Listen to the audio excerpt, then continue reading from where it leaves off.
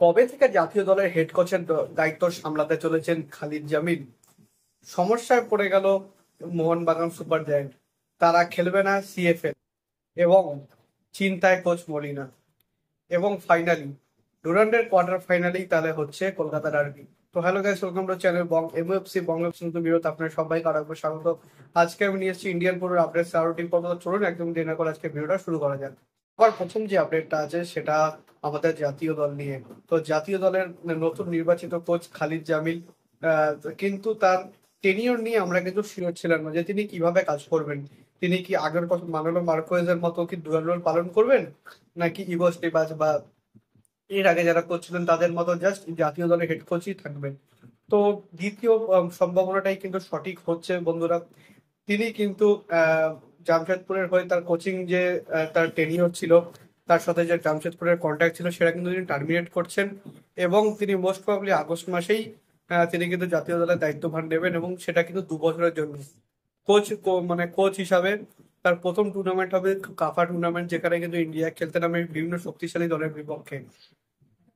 তো যাই হোক বন্ধুরা, 15ই আগস্ট 15ই আগস্টে কিন্তু কলকাতায় কিন্তু ক্যাম্প শুরু হবে।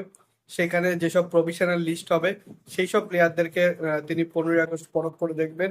এবং ডুরান্ড কাপ শেষ হওয়ার পর বাকি খেলোয়াড়দেরকে নিয়ে তিনি কিন্তু এবং যারা প্রভিশনাল লিস্টে ছিল তাদের সঙ্গে যোগ করে কিন্তু একটা মেইন টিম বানাবেন।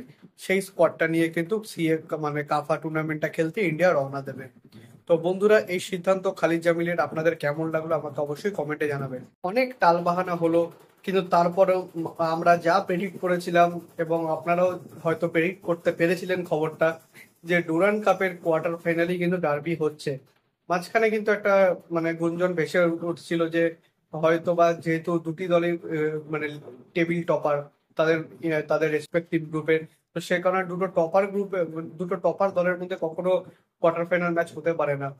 বাট ডুরান্ড কমিটি সেই সিদ্ধান্তই কিন্তু নিল যে না, আমরা সবাই ভুল, তারাই ঠিক। ডুরান্ড কাপের কোয়ার্টার ফাইনাল অর্থাৎ 17 তারিখে কিন্তু সন্ধ্যে 7টা থেকে জৌহরতে ক্রীড়াঙ্গনে কিন্তু ডার্বি ম্যাচ অনুষ্ঠিত হবে। এবং সেই ম্যাচের টিকিট কিন্তু 13 তারিখ থেকে হয়তো দেওয়া হবে। অনলাইন অফলাইন দু জায়গাতেই কাটতে পারবেন যারা টিকিট কাটছেন। যারা তারা অনলাইনেই কাটতে পারেন, বাট আপনাদের নজর রাখতে হবে, কারণ কিছুক্ষণের মধ্যে কিন্তু সোল্ড আউট হয়ে যাওয়ার বেশ সম্ভাবনা আছে। তারপর কিন্তু কালোবাজারি শুরু হয়ে যাবে, যেটা কিন্তু আমরা কখনোই চাই না।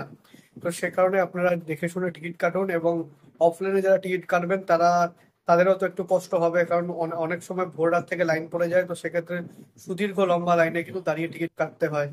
তো যাই হোক, একটা বড় ম্যাচ 17 তারিখে আমরা কিন্তু দেখতে চলেছি। বাট এতে কিন্তু ডুরান্ড কমিটির একদমই লাভ, পুরোটাই টিআরপির খেলা। এটা কিন্তু মানে আমরা সকলেই বুঝতে পারি। কিন্তু যাই হোক, এই ম্যাচটা ফাইনালে অনুষ্ঠিত হচ্ছে। এবং আপনারা কোন দলের প্রতি বাজি রাখছেন, কোন দল সেমিফাইনালে জিততে পারে, সেটা কিন্তু আমাকে অবশ্যই কমেন্টে জানাবেন।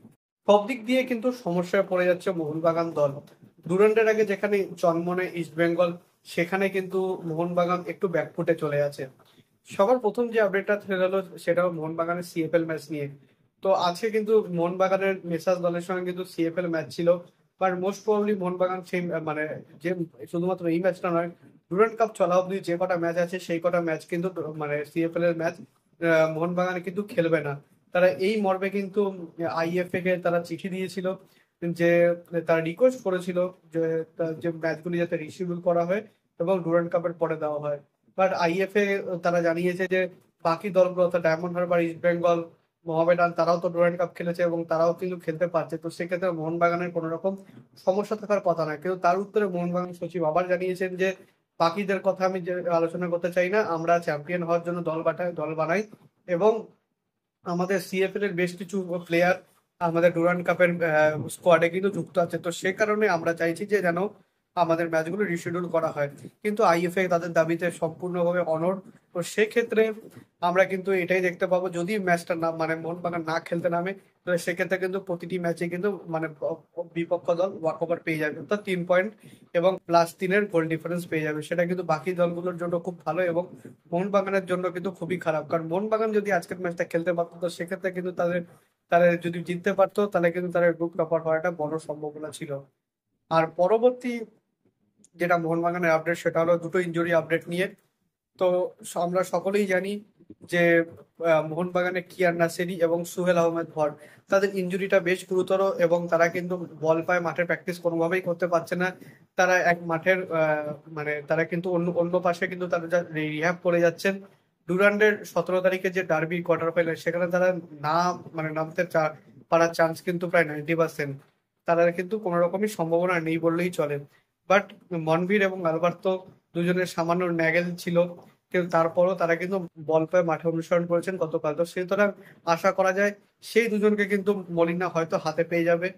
বাট তাদের ফিটনেস নিয়েও কিন্তু একটা সন্দেহ থাকবে, কারণ প্রায় 2 সপ্তাহ ধরে তারা কিন্তু গেম টাইম পাবেন না। আর সুহেলের আর কিয়ান এরা দুজন কিন্তু মাঠের বাইরে সম্পূর্ণ। আর সুভাশিসও কিন্তু মানে এখনো অব্দি সুস্থ হয়ে উঠতে পারেনি। সব মিলিয়ে একটু ব্যাকফুটে এইবারের ডার্বিতে কিন্তু মোহনবাগান। তো বন্ধুরা, আপনাদের কি মনে হয় আমাকে অবশ্যই কমেন্টে জানাবেন।